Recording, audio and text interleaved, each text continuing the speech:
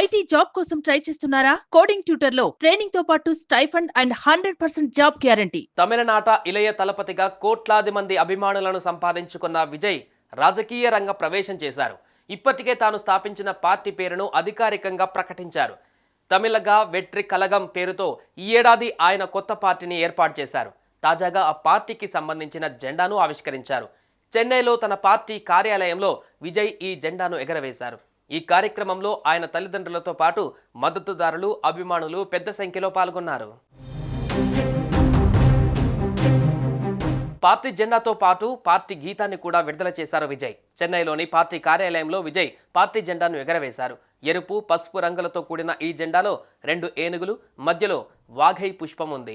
వాఘై అంటే మన దగ్గర రోడ్ల పక్కన నాటే దిరిసేన చెట్టు. తమిళంలో వాఘై అంటే విజయానికి చిహ్నంగా భావిస్తారు. వేదికపై ముందు పార్టీ జెండా విడుదల చేసిన విజయ్ ఆ తర్వాత పార్టీ కార్యాలయంలో ఏర్పాటు చేసిన ప్రత్యేక 40 అడుగుల స్తంభం పైన పార్టీ జెండా ఎగరవేశారు.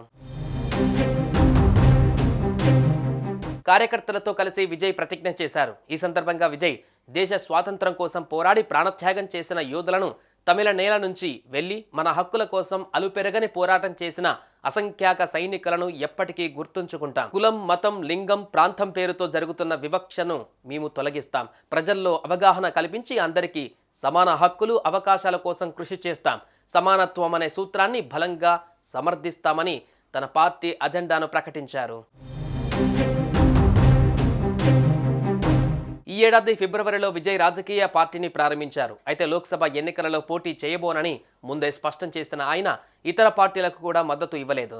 2026లో జరిగే రాష్ట్ర శాసనసభ ఎన్నికలలో బరిలోకి దిగుతామన్న విజయ్ తాజాగా పార్టీ జెండా అజెండాను ఆవిష్కరించారు. అయితే వచ్చే ఎన్నికలలో ఆయన ఒంటరిగానే పోటీ చేస్తారా లేదా పొత్తులకు ముందుకు వస్తారా అనేది ఇంకా స్పష్టత రాలేదు.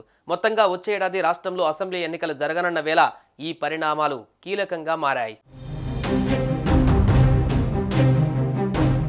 సుమన్ టీవీలో మీ పర్సనల్ అండ్ బిజినెస్ ప్రమోషన్స్ కోసం కింది నెంబర్కి కాంటాక్ట్ చేయండి.